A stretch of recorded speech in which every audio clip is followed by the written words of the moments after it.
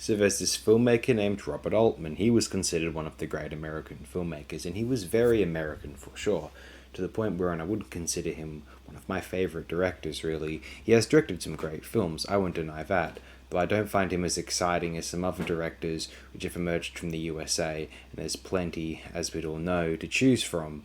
I'm partial to John Jost, Mark Rappaport, John Cassavetes, or Stan Brakhage, but as far as Altman's peers from the New Hollywood American New Wave era, I way prefer people like Brent De Palma, Francis Ford Coppola, William Friedkin, Monte Hellman, Terrence Malick, Martin Scorsese, and Paul Schrader, and even Steven Spielberg, honestly.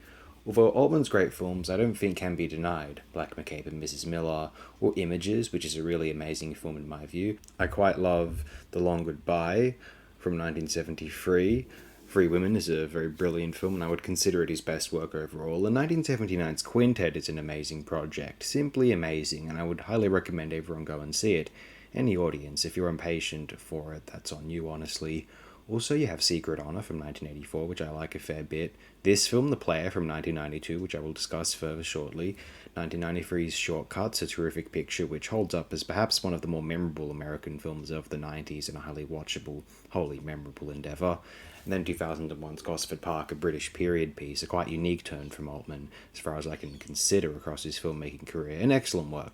Altman was better off exploring a far more interesting, in my opinion, cultural moment, an exotic, lavish, now alien environment, rather than the dull American navel gazing, which I feel occupies a lot of his films, and some of his more celebrated films too, quite sadly.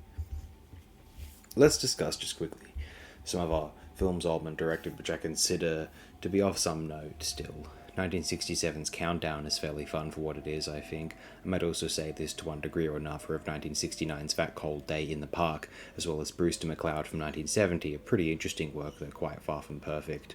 Also Nashville from 1975 is Altman's best known film, I think, and certainly his most acclaimed, but is far too American for me. Too much country music, too damn annoying, and just a bit of a, what'll we say, slog. I admire it to a point, but it is not a major favourite of mine, I have to say.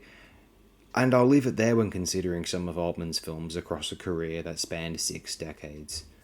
The Player, I think, stands as one of Altman's most strong features. It could be seen as just some typical Hollywood satire. Producers are greedy, writers are regularly screwed over, mass entertainment, for-profit, big-budget film productions are immensely superficial and dumbing down in their nature. Although it is, well, about as clever, I suspect, as one of these films might ever hope to be. I'm actually partial to a film from 1988 called The Wizard of Speed and Time, wherein an independent filmmaker and special effects artist is continually thwarted by the cruel and greedy nature of the Hollywood industrial system, and the play may be a more attempted, considered, maybe literary. It was based off of a novel by one Michael Tolkien, who himself would write this film's screenplay, and highly financed project than the independent film from Mike Chitlov, that is Wizard of Speed and Time, although the film which might be more wholesome and clean from any collaboration with the system it is attempting to critique is most likely The Wizard of Speed and Time. The film, The Player, has tremendous cinematography. Responsibility for this can be placed upon one Jean Lepine, a cinematographer who began his career as an assistant camera on Altman's 1982 film Come Back to the Five and Dime, Jimmy Dean, Jimmy Dean, and was also credited as a camera operator on his 1984 film Secret Honor. As a cinematographer outright, he is one of 6 credited cinematographers on a 1981 French-language Canadian documentary titled Les Adeptes, according to IMDb, but then his next cinematographer credit is on a 1988 miniseries titled Tanner 88, which Altman was the director on, followed then by Altman's film Vincent and Theo from 1990, before cementing his place in the history of cinematography with The Player, particularly via its immensely impressive opening long-take shot, which has now gone down as one of the perhaps 10 greatest in the entire history of the film medium itself. The Player would be one of my picks for one of Altman's better or best films, quite potentially the best film Tim Robbins was ever in, along with films such as 1990's Jacob's Ladder, which is a very brilliant film, I feel, and I highly recommend it to all. As gruesome and psychologically disturbing as it can be, I think that's the fun of it, truly. Altman's subsequent film, the earlier mentioned strong feature Shortcuts, Robbins also features in that Altman film. He appears in Michael Almereyda's, who is an independent filmmaking genius from the US. I cannot praise him enough, I really cannot. 1989 film known as Twister, not to be confused with that horrible Hollywood disaster movie trash from the later 90s, oh God forbid. Many or most of Almereyda's early films are as good and beautiful as films get. That will be my claim here now today. I rather love Brian De Palma's 2000 science fiction effort called Mission to Mars.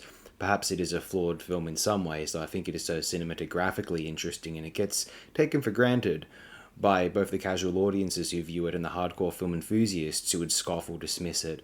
Compared with many other science fiction films around it, Mission to Mars had greatly imaginative execution and a richly filmic compositional engineering that really captivates a film-obsessed oddball like I am.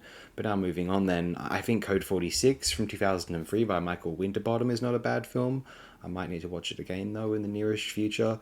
Then he apparently appeared in a film from China titled Back to 1942, released in 2012, which I was meaning to watch some time ago. I might still do so at some stage, potentially. I think that's all I feel like saying on this particular film today. Now let's move on. What can we think of next? There's plenty of films to choose from, and immensely interesting films at that. I'll promise you that. And confidently, yes. Yeah.